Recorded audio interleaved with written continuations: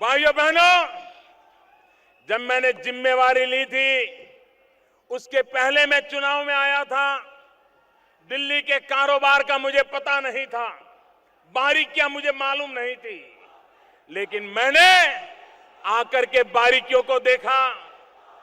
मेरे बिहार का भला करने के लिए क्या करना चाहिए, एक एक चीज को छान मारा और मुझे लगा 50,000 करोड़ से कुछ नहीं होगा।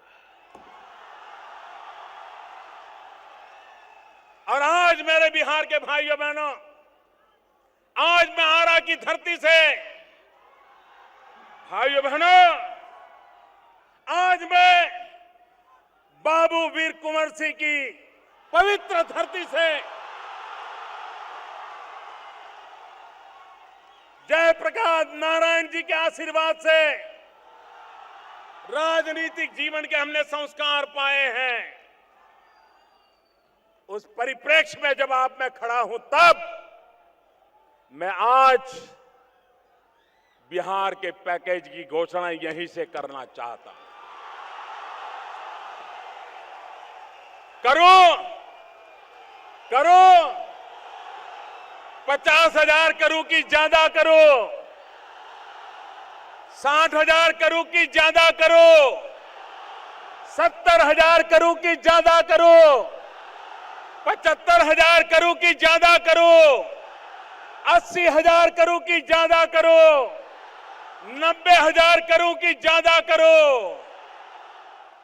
मेरे भाइयों बहनों, मैं आज वादा करता हूं, दिल्ली सरकार, कान बराबर ठीक रख के सुन लीजिए, दिल्ली सरकार 1.25 लाख करोड़ रुपए का पैकेज देगी। 1.25 लाख करोड़ रुपया बिहार का भाग्य बदलने के लिए, 1.25 लाख करोड़ रुपया। मेरे भाइयों बहनों, मैं आपका मिजाज देख रहा हूं, हर कोई खड़ा हो गया है। आप मुझे आशीर्वाद दीजिए, आप मुझे आशीर्वाद दीजिए मेरे भाइयों बहनों। 1.25 लाख करोड़ रुपया बिहार का भाग्य बदलने के लिए। एक चाय वाले के बेटे की थाली खींच ले, गरीब के बेटे की थाली खींच ले, लेकिन एक महादलित की तो सारी की सारी पूंजी, सारा पुण्य खींच करके ले लिया। भाइयों बहनों, तब मुझे लगा कि शायद डीएनए में ही कोई गड़बड़ है। हमारे डीएनए की बात उन्होंने कही है, ये बिहारियों को अपमानित करते हैं, जलील करते हैं, बिहारियों के डीएनए की बात करते हैं। इसका कितना बड़ा इतिहास है, कितना गौरवशाली इतिहास है। बहती हवा सा था वो, बहती हवा सा था वो, गुजरात से आया था वो, गुजरात से आया था वो, काला धन लाने वाला था वो, कहां गया उसे ढूंढो। हमको देश की फिक्र सताती है, वो बस विदेश के दौरे लगाता। हमको बढ़ती महंगाई सताती, वो बस मन की बात सुनाता। हर वक्त अपनी सेल्फी खींचता था वो, दाऊद को लाने वाला था वो, कहां गया उसे ढूंढो। लालू जी और नीतीश जी के बीच में हर विषय की स्पर्धा चल रही है, चाहे करप्शन की हो, चाहे सत्य से नाता छोड़ने की हो, चाहे भाई भतीजेवाद को पुरस्कृत करने की बात हो, चाहे अपराधीकरण को रक्षित करने का प्रयास हो। ऐसा लग रहा है लालू जी और नीतीश जी में स्पर्धा चल रही है। लेकिन अब तो मनोरंजन में भी उन्होंने स्पर्धा शुरू कर दिया है। नीतीश जी को कल हमने प्रैक्टिस करते देखा, वो मुशायरा कर रहे थे, मुशायरा। उनको लगा कि अपने कुछ दरबारियों को बुला करके, कुछ पत्रकारों को बुला करके कविता का पाठ करेंगे और कविता का पाठ करके, मुशायरा करके वे लालू जी को परास्त करके एक नया मनोरंजन का खेल करेंगे। और दरबारी भी ऐसे लाए थे, दरबारी भी ऐसा लाए थे कि कविता आधी होने से पहले ही ठहाके लेते थे, मुस्कुराते थे, वाहवाही करके ये राजा महाराजाओं को बराबर हवा दे रहे थे। लेकिन मैं हैरान हो गया, हम ये तो जानते थे कि महास्वार्थ बंधन जो बना है इसमें 3 दल जुड़े हुए हैं, आरजेडी है, जेडीयू है और कांग्रेस है। लेकिन हमें इस बात का आश्चर्य हुआ कि नीतीश बाबू ने अपने पहले मुशायरे में भी ये 3 इडियट का गीत क्यों ले आए।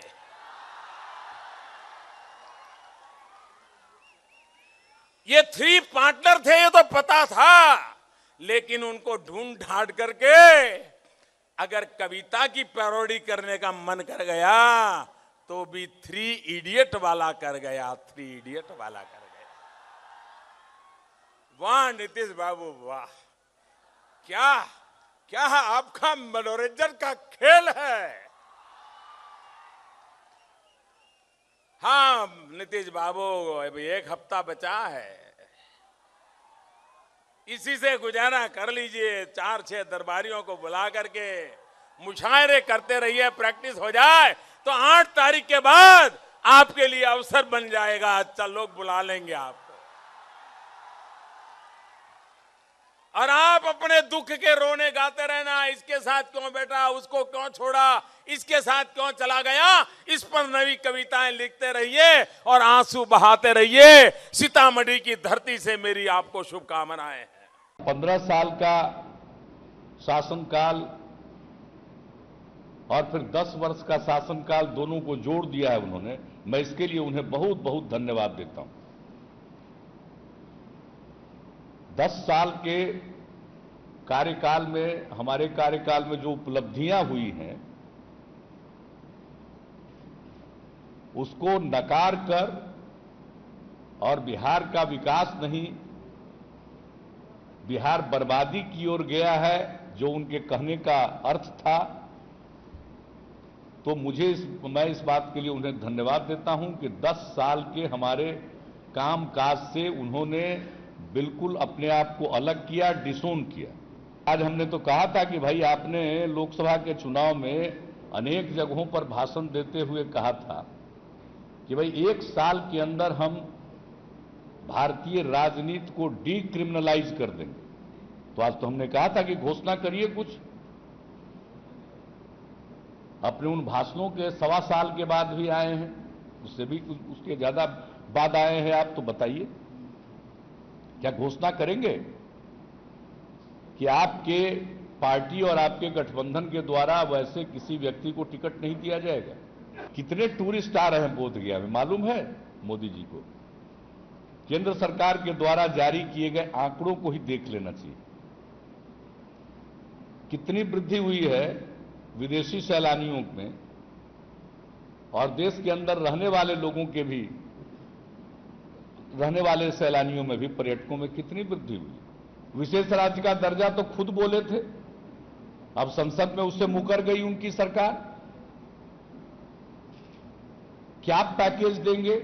हमारा स्पेशल असिस्टेंट जो मिल रहा है उसको रोके हुए हैं और कह रहे हैं कि हम लोग उल्टा लोटा रखे हुए हैं। कहां है उल्टा लोटा?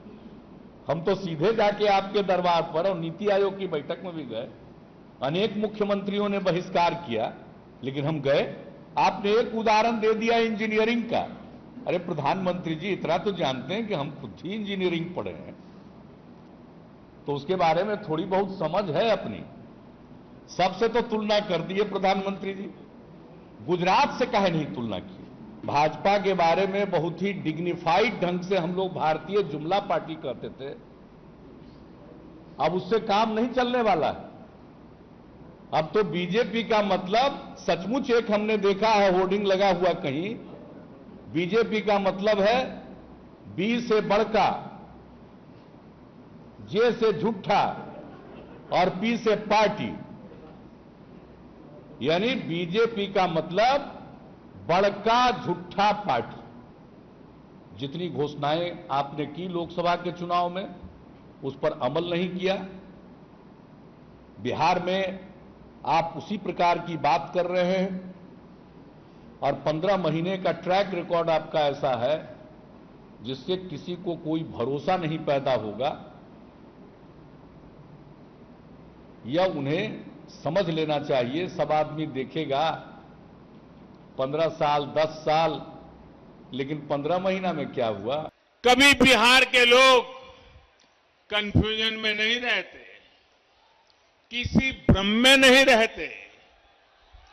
मैं और एक बधाई भी देना चाहता हूं बिहार के लोगों को।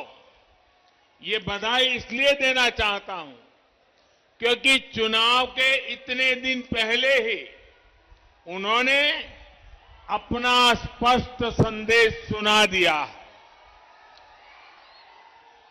जितने सर्वे हो रहे हैं, जितनी रिपोर्ट आ रही है, सब में यही आ रहा है बिहार में फिर एक बार एनडीए सरकार बनने जा रही है।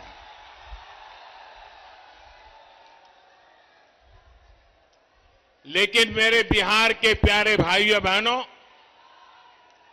हर चुनाव में ऐसा भी होता है जब कुछ लोग भ्रम फैलाने के लिए एक दो चेहरों को अचानक बड़ा दिखाने लग जाते हैं। कभी किसी नई शक्ति के उभरने की बातें फैलाई जाती है, लेकिन इसका मतदान पर कोई असर नहीं पड़ता। बिहार का मतदाता तो इतना समझदार है कि वो भ्रम फैलाने वालों की हर कोशिश को खुद ही नाकाम कर रहा है। बिहार के लोगों ने मन बना लिया है, बिहार के लोगों ने ठान लिया है कि जिनका इतिहास बिहार को बीमारू बनाने का है, उन्हें आस पास भी नहीं फटकने देंगे।